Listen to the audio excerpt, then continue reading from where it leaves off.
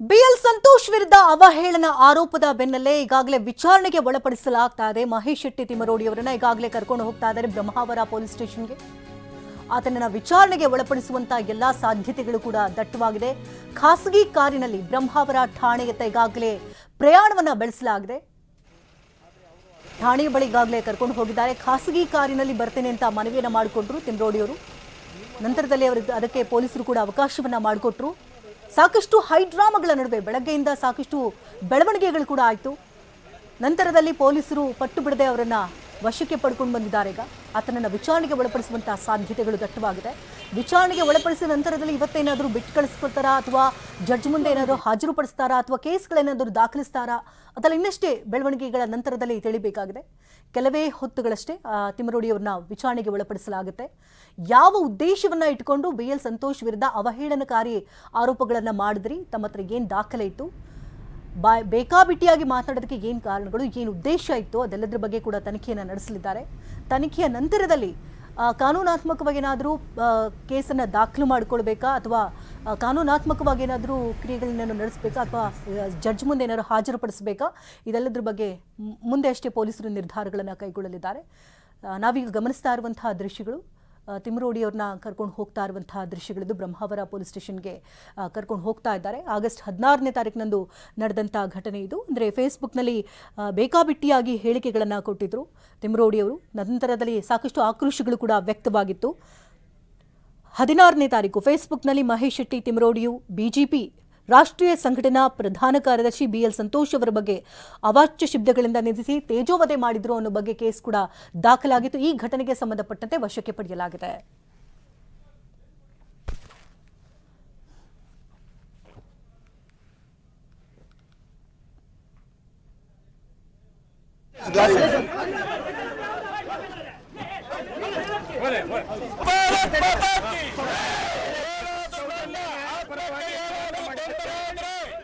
ರಾಜ್ಯ ಸರ್ಕಾರ ಕಾರಣ ಆಗ್ತದೆ, ಬಿಜೆಪಿ ಅವರು ಕಾರಣ ಆಗ್ತಾರೆ.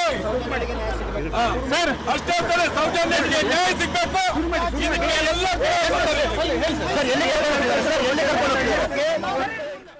ಈ ಬಗ್ಗೆ ಹೆಚ್ಚಿನ ಡೀಟೇಲ್ಸ್ ಅನ್ನು ಕೊಡೋದಕ್ಕೆ ನೇರ ಸಂಪರ್ಕದಲ್ಲಿ ಮಂಗಳೂರು ಪ್ರತಿನಿಧಿ ಪ್ರಜ್ವಲ್ ಇದ್ದಾರೆ. ಪ್ರಜ್ವಲ್, ಈ ಪ್ರಕರಣ ಸಾಕಷ್ಟು ತಿರುವುಗಳನ್ನ ಪಡ್ಕೊಳ್ತಾ ಇತ್ತು. ಸೊ ಫೈನಲ್ ಈಗ ಮಹೇಶ್ ತಿಮ್ಮರೋಡಿ ಅವರನ್ನ ವಶಕ್ಕೆ ಪಡೆಯಲಾಗಿದೆ. ಬ್ರಹ್ಮಾವರ ಪೊಲೀಸ್ ಸ್ಟೇಷನ್ ಕರ್ಕೊಂಡು ಹೋಗ್ತಾ ಇದ್ದಾರೆ ಅನ್ನೋ ಬಗ್ಗೆ ಮಾಹಿತಿ ಸಿಗ್ತದೆ. ಈಗಾಗಲೇ ರೀಚ್ ಆಗಿದ್ದಾರಾ? ರೀಚ್ ಆದ ನಂತರದಲ್ಲಿ ಕಾನೂನು ಪ್ರಕ್ರಿಯೆಗಳು ಹೇಗಿರುತ್ತೆ? ಕೇವಲ ವಿಚಾರಣೆಗಳಷ್ಟೇ ಒಳಪಡಿಸ್ತಾರಾ ಅಥವಾ ಕೇಸನ್ನು ದಾಖಲಿಸಿ ವಶಕ್ಕೆ ಪಡ್ಕೊಂಡು ಅಲ್ಲೇ ಇಟ್ಕೊಳ್ಳುವಂತ ಸಾಧ್ಯತೆಗಳೇನಾದರೂ ಇದೆಯಾ?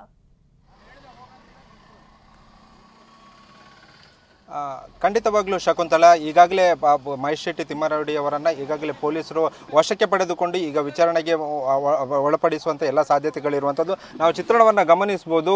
ಈಗ ಎಲ್ಲ ಪೊಲೀಸ್ ವಾಹನಗಳ ಸೆಕ್ಯೂರಿಟಿ ಮೂಲಕ ಈಗ ಮಹೇಶ್ ಶೆಟ್ಟಿ, ಹೋರಾಟಗಾರ ಮಹೇಶ್ ಶೆಟ್ಟಿ ತಿಮ್ಮರೋಡಿಯವನ್ನ ಉಡುಪಿ ಜಿಲ್ಲೆಯ ಬ್ರಹ್ಮಾವರಕ್ಕೆ ಕರೆದುಕೊಂಡು ಹೋಗ್ತಾ ಇರುವಂಥದ್ದು. ಕರೆದುಕೊಂಡು ಅಲ್ಲಿ ಬ್ರಹ್ಮಾವರ ಪೊಲೀಸ್ ಠಾಣೆಯಲ್ಲಿ ವಿಚಾರಣೆ ನಡೆಸುವ ಎಲ್ಲ ಸಾಧ್ಯತೆಗಳು ಕೂಡ ಇರುವಂಥದ್ದು. ಕೇವಲ ವಿಚಾರಣೆಯನ್ನ ಮಾತ್ರ ನಡೆಸುವ ಎಲ್ಲ ಸಾಧ್ಯತೆಗಳು ಕೂಡ ಇರುವಂಥದ್ದು. ಬಂಧನದ ಬಗ್ಗೆ ಇಲ್ಲಿಯ ತನಕ ಯಾವುದೇ ಮಾಹಿತಿಗಳು ಲಭ್ಯವಾಗಿಲ್ಲ. ಆದರೆ ಎಲ್ಲ ಪೊಲೀಸರು ಕೂಡ ಉಡುಪಿಯಿಂದಲೇ ಬಂದಿರುವಂಥದ್ದು. ಮಣಿಪಾಲ ಇನ್ಸ್ಪೆಕ್ಟರ್ ಆಗಿರ್ಬೋದು, ಅದೇ ರೀತಿಯಾಗಿ ಕಾರ್ಕಳ ನಗರ ಪೊಲೀಸ್ ಸಿಬ್ಬಂದಿ, ನಗರ PSI ಆಗಿರ್ಬೋದು, ಅದೇ ರೀತಿಯಾಗಿ DYSP, ಉಡುಪಿಯ DYSP ಸೇರಿದಂತೆ ಒಂದು ಸುಮಾರು 20ಕ್ಕೂ ಪೊಲೀಸರ ತಂಡ ಈಗ ಉಜಿರೆಗೆ ಬಂದು ಮಹೇಶ್ ಶೆಟ್ಟಿ ತಿಮ್ಮರೋಡಿಯ ಮನೆಯಲ್ಲಿ ಅವರಿಗೆ ಒಂದು ಪೊಲೀಸರು ಒಂದು ವಿಚಾರಣೆಗೆ ಹಾಜರಾಗುವಂತೆ ನಿನ್ನೆ ಒಂದು ಲೆಟರ್ ಅನ್ನು ಕೊಟ್ಟಿದ್ದರು. ಅದರ ಬಳಿಕ ಈಗ ನೋಟಿಸ್ ಅನ್ನು ಕೊಟ್ಟಿದ್ರು. ಈಗ ಅವರ ನೋಟಿಸ್ ಹಾಜರಾಗದ ಹಿನ್ನೆಲೆಯಲ್ಲಿ ಇಂದು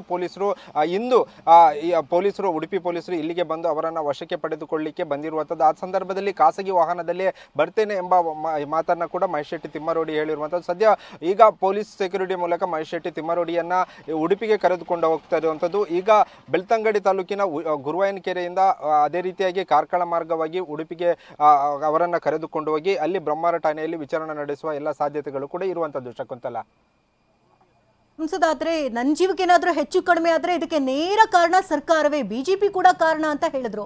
ಅಂದ್ರೆ ಏರು ಧ್ವನಿಯಲ್ಲಿ ಈ ರೀತಿ ಮಾತನಾಡಿದಾರೆ, ಅಲ್ಲಿ ಏನು ಉದ್ದೇಶ ಇಟ್ಕೊಂಡು ಮಾತನಾಡಿರ್ಬೋದು ಅಂತ ಅವರು. ಖಂಡಿತವಾಗ್ಲೂ, ಯಾಕಂದ್ರೆ ಪೊಲೀಸರು ಇಂದು ಬೆಳಿಗ್ಗೆ ಬಂದ ಸಂದರ್ಭದಲ್ಲಿ ಕೂಡ ಯಾವುದೇ ಇವರಿಗೆ ನೋಟಿಸ್ ಕೊಟ್ಟ ವಿಚಾರ ಮಾತ್ರ ಇವರ ಗಮನದಲ್ಲಿತ್ತು. ಆದರೆ ಪೊಲೀಸರು ಮನೆಗೆ ಭೇಟಿ ಕೊಡ್ತಾರೆ ಎಂಬ ಮಾಹಿತಿ ಇವರಿಗೆ ಲಭ್ಯವಾಗಿರಲಿಲ್ಲ. ಏಕಾಏಕಿ ಪೊಲೀಸರ ತಂಡ ಅಲ್ಲಿಗೆ ಭೇಟಿ ಕೊಡುತ್ತೆ. ಆ ಸಂದರ್ಭದಲ್ಲಿ ಪೊಲೀಸ್ ಇವರನ್ನ ಬಂಧನಕ್ಕೆ ಕರೆದುಕೊಂಡು ಹೋಗುವ ಸಾಧ್ಯತೆ ಇರುವ ಹಿನ್ನೆಲೆಯಲ್ಲಿ ಅವರ ಪರ ಇದ್ದಂತ ವಕೀಲರು ನಿಮ್ಮ ಹತ್ರ ಅರೆಸ್ಟ್ ವಾರೆಂಟ್ ಇದೆಯಾ ಅಥವಾ ಮತ್ತು ಯಾವುದೇ ಆದ್ರೂ ನಿಮ್ಮ ಹತ್ರ ದಾಖಲೆಗಳಿದೆಯಾ ಅಥವಾ ಅರೆಸ್ಟ್ ಮಾಡ್ಲಿಕ್ಕೆ ಏನಾದರೂ ನಿಮ್ಮ ಹತ್ರ ನೋಟಿಸ್ ಇದೆಯಾ ಎಂಬುದರ ಬಗ್ಗೆ ಕೂಡ ಮಾಹಿತಿಯನ್ನ ಕೇಳಿದ್ದಾರೆ. ಆ ಒಂದು ಸಂದರ್ಭದಲ್ಲಿ ಸುಮಾರು ಅರ್ಧ ಗಂಟೆಗಳ ಕಾಲ ಪೊಲೀಸರು ಮತ್ತು ತಿಮ್ಮರೋಡಿ ಪರ ಇದ್ದಂತ ವಕೀಲರ ನಡುವೆ ಮಾತಿನ ಚಕಮಕಿ ನಡೀತು. ಅದೇ ರೀತಿ ತಿಮ್ಮರೋಡಿಯ ಬೆಂಬಲಿಗರು ಕೂಡ ಅವರ ಮನೆಗೆ ಬಂದು ಸಾಕಷ್ಟು ಅಂದ್ರೆ ಅವರ ಪರವಾಗಿ ಘೋಷಣೆಯನ್ನು ಕೂಗುವಂತ ಕೆಲಸವನ್ನು ಕೂಡ ಮಾಡಿದ್ರು. ಕಾರಿನಲ್ಲಿ ಹತ್ತುವ ಸಂದರ್ಭದಲ್ಲಿ ಒಂದು ಹೇಳಿಕೆಯನ್ನು ಕೊಟ್ಟಿರುವಂತದ್ದು, ನನ್ನ ಜೀವಕ್ಕೆ ಏನಾದ್ರೂ ಸಮಸ್ಯೆ ಆದ್ರೆ ಮಹೇಶ್ ಶೆಟ್ಟಿ ತಿಮ್ಮರೋಡಿ ಅವರೇ ಒಂದು ಸರ್ಕಾರ ನೇರ ಹೊಣೆ ಆಗುತ್ತೆ ಮತ್ತು ಬಿಜೆಪಿ ಅವರು ಕೂಡ ಇದಕ್ಕೆ ನೇರ ಹೊಣೆ ಆಗ್ತಾರೆ ಎಂಬ ಹೇಳಿಕೆಯನ್ನು ಕೂಡ ಕೊಟ್ಟಿರುವಂತದ್ದು. ಶಕುಂತಲಾ, ಧನ್ಯವಾದ ಪ್ರಜ್ವಲ್. ತಮ್ಮೆಲ್ಲ ಅಪ್ಡೇಟ್ಸ್ಗಾಗಿ ಈಗ ಬ್ರಹ್ಮಾವರ ಠಾಣೆಯತ್ತ ತಿಮ್ಮರೋಡಿಯವರನ್ನ ಕರೆದುಕೊಂಡು ಹೋಗಲಾಗ್ತಾ ಇದೆ. ನೋಟಿಸ್ ಅನ್ನ ಕೊಟ್ಟಿದ್ರು, ಆದರೆ ನೋಟಿಸ್ಗೆ ಉತ್ತರ ನೀಡದ ಬೆನ್ನಲ್ಲೇ ಈಗ ಪೊಲೀಸರು ಅವರನ್ನ ವಶಕ್ಕೆ ಪಡ್ಕೊಂಡಿದ್ದಾರೆ. ಕೆಲವೇ ಹೊತ್ತಿನಲ್ಲಿ ತಿಮ್ಮರೋಡಿನ ಹಾಜರುಪಡಿಸಲಾಗುತ್ತೆ ವಿಚಾರಣೆಗೆ ಒಳಪಡಿಸಿದ ನಂತರದಲ್ಲಿ ಅವರಿಂದ ಏನೆಲ್ಲ ಉತ್ತರಗಳು ಬರುತ್ತೆ, ಏನು ಉದ್ದೇಶ ಇಟ್ಕೊಂಡು ಈ ರೀತಿಯಾಗಿ ಅವಹೇಳನಕಾರಿ ಹೇಳಿಕೆಗಳನ್ನು ಕೊಟ್ಟರು, ಅವಾಚ್ಯ ಶಬ್ದಗಳನ್ನು ನಿಂದಿಸಿದ್ದಾರೆ, ಇದೆಲ್ಲದರ ಬಗ್ಗೆ ತನಿಖೆಯನ್ನು ಪೊಲೀಸರು ಕೈಗೊಳ್ತಾರೆ. ಆ ಉತ್ತರ ಏನಾದರೂ ತೃಪ್ತಿ ತಂದಿದ್ದಲ್ಲಿ ನಂತರದಲ್ಲಿ ಕಾನೂನು ಪ್ರಕ್ರಿಯೆಗಳು ಹೇಗಿರಬೇಕು, ಏನು ಎತ್ತ ಅನ್ನೋದ್ರ ಬಗ್ಗೆ ಮುಂದೆ ಅಷ್ಟೇ ನಿರ್ಧರಿಸಲಿದ್ದಾರೆ. ತಕ್ಷಣಕ್ಕೆ ಈಗ ನೋಟಿಸ್ ಕೊಟ್ಟದಕ್ಕೆ ಉತ್ತರ ಕೊಡದೇ ಇರೋದ್ರಿಂದಾಗಿ ಅವರನ್ನು ವಶಕ್ಕೆ ಪಡೆದು ವಿಚಾರಣೆಗೆ ಒಳಪಡಿಸಲಾಗ್ತಿದ್ದಾರೆ.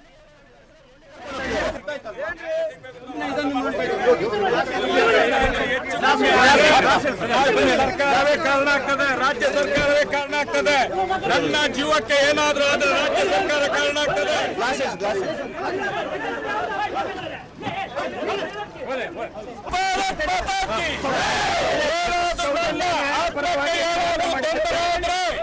ರಾಜ್ಯ ಸರ್ಕಾರ ಕಾರಣ ಆಗ್ತದೆ, ಇಡೀ ಬಿಜೆಪಿ ಅವರು ಕಾರಣ ಆಗ್ತಾರೆ. ಸರ್ ಅಷ್ಟೇ ಅಂತಾರೆ, ಸೌಜನ್ಯಕ್ಕೆ ನ್ಯಾಯ ಸಿಗ್ಬೇಕು. ಇದಕ್ಕೆ ಎಲ್ಲ